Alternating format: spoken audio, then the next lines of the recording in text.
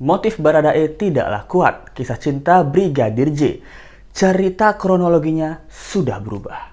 Misteri makna behind the scenes video klipnya memiliki tapi tetap sopan.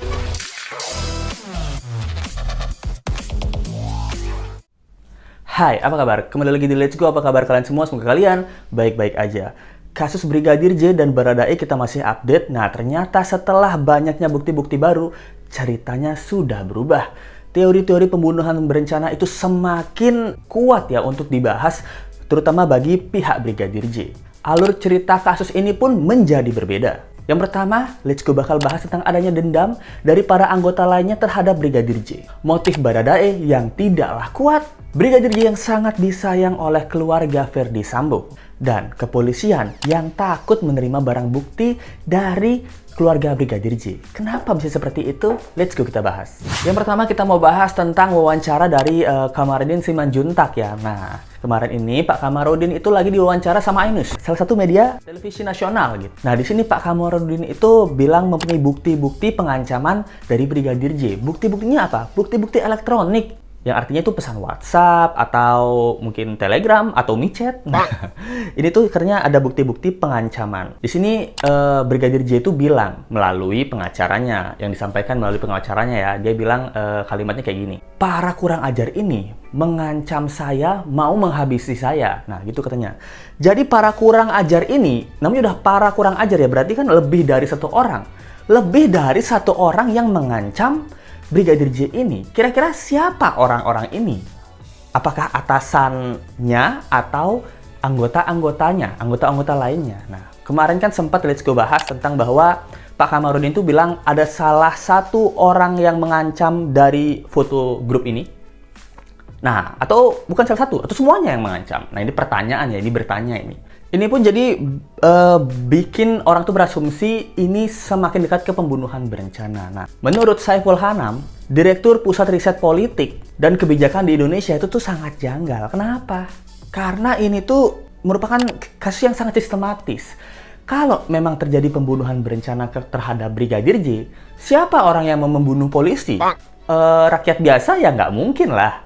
Masa rakyat biasa mau membunuh polisi, apalagi kita tahu dia polisi kerjanya apa gitu loh. Dan atasannya tuh siapa? Orang-orang besar nih. Ya masyarakat biasa ya sedikit tidak mungkin, kecuali ya sesama aparat atau orang yang lebih tinggi dari Brigadir J sendiri. Nah, lalu kemungkinan ada teman kerja yang cemburu atau sesama anggota lah. Kenapa? Karena Let's Go pernah bahas Brigadir J ini tuh sangat disayang banget sama keluarga Ferdy Sambo.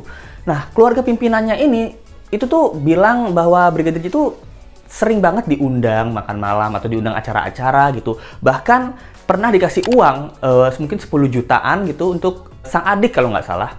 Nah, dan sang adik ini juga dipindah tugaskan ke Jambi. Biar apa? Biar bisa dekat sama keluarga. Dan itu tuh dikabulin. Nah, sayang banget kan berarti keluarganya ini sama Brigadir J ini. Apalagi menurut keterangan Brigadir J ini tuh orangnya menyenangkan, baik hati gitu. Mungkin nurut juga.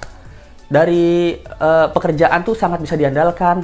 Mungkin kasih sayang ini bisa jadi ya, ini ada teori berbeda. Kasih sayang dari keluarga Ferdy Sambo ini dan Putri Chandrawati dianggap berbeda sama kasih sayang dari Brigadir J. Oh, kenapa aku sangat disayang ya? Berarti apakah aku juga bisa menyayangi lebih? Nah, bisa jadi, ini nggak tahu ya, ini bisa jadi teori lagi yang kita pengen tanyakan gitu. Atau Brigadir J yang salah tangkap, makanya kucuk-kucuk tiba-tiba masuk kamar. Atau karena terlalu sayangnya, ada kecemburuan dari pihak-pihak lain gitu. Pihak-pihak lain, kok Brigadir J disayang banget nih. Pasti mereka ada sesuatu nih. Mungkin kan, kalau aku posisi di tempat kerja ya, aku lihat ada satu orang yang memang dianggap spesial gitu. Secara naluri aku agak sedikit cemburu ya, kok dia disayang banget. Kayak kita kerjaan sama-sama aja, tapi dia dapat uang, dapat acara-acara, dan disayang banget kayaknya. Pasti ada sesuatu. Bisa jadi sesama anggota menyebarkan fitnah.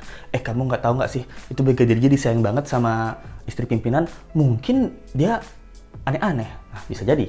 Tapi kecemburuan ini tidak bisa menjadikan ini motif untuk menghabisi Brigadir J gitu. Tapi kecemburuan ini bisa menjadi salah satu motif untuk mengkambing hitamkan orang lain dan membuat cerita orang lain gitu. Ini teori orang bodoh ya. Let's Go ini kan orang bodoh. Karena kalau dari segi percintaan di tempat kerja, itu juga pernah mengalami dan memang jadi drama gitu.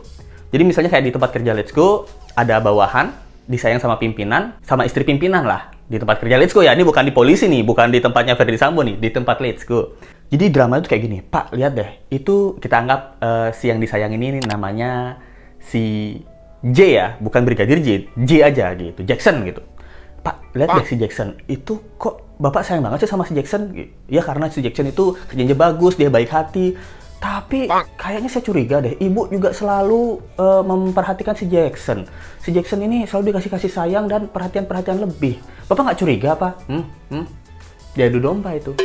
Kepikiran kan sebagai suami, iya bener juga ya. Ya enggak kok, emang ibu orangnya baik dan Jackson ini juga orangnya baik hati.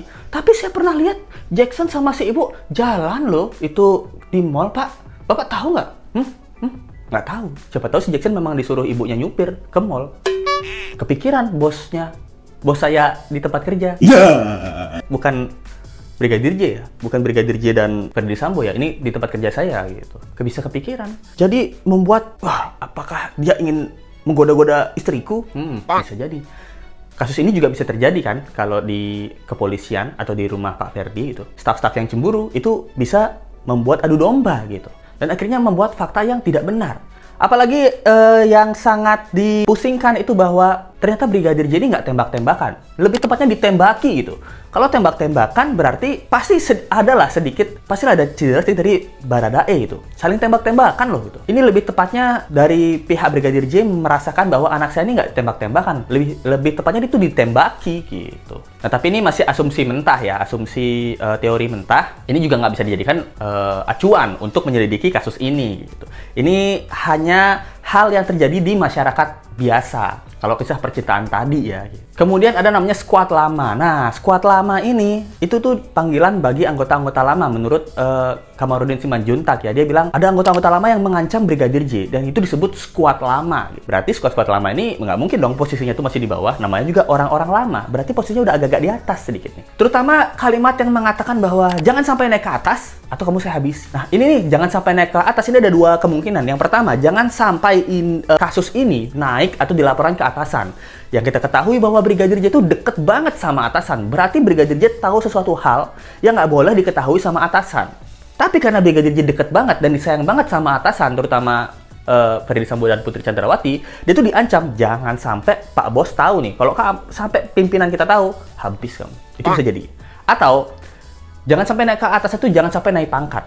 Nah, jangan sampai kamu naik pangkat. Kalau kamu naik pangkat, berarti saya jadi bawahan kamu. Berarti kamu bisa suruh-suruh saya. Atau kamu bisa menggeledah kasus yang saya tutup-tutupi. Bisa jadi. Ini ada dua pengertian nih. Jangan sampai naik ke atas. Ada naik pangkat atau jangan sampai dilaporkan ke atasan.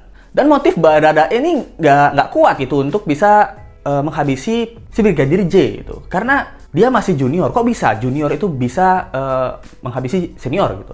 Sampai sekarang belum diungkapkan bahwa Baradae pernah punya masalah sama si Brigadir J ini. Gitu. Tapi kalau memang situasinya pada saat itu lagi tembak-tembakan, ya Baradae sangat memungkinkan untuk bisa membela diri dan menembak balik si Brigadir J hingga Brigadir J yang tewas. Jadi setelah ini kasus otopsinya akan diotopsi ulang karena curiga sayat-sayatan dan penganiayaan. Nah, ketika ini semua kan sudah dijahit ya, sayat-sayatan, bekas-bekas sayatan itu sudah dijahit. Nah, katanya itu dijahit, kita harus tahu keadaan sebelum jenazah ini tuh sebelum dijahit gitu. Dan katanya juga Brigadir J itu kakinya sempat bengkok. Nah, ini sempat bengkok nih bisa dipukul dulu atau bisa diapain atau bisa jatuh. Ini yang harus diselidiki. Nah, kalau ini sudah diselidiki dan tiba-tiba ada pembunuhan berencana, kasus pelecehan seksual dan lain-lain, itu alur ceritanya dan kronologi itu bisa berubah. Kemudian ada penyidik yang takut menerima barang bukti dari pihak Brigadir J. Nah, Kamarudin Simanjuntak itu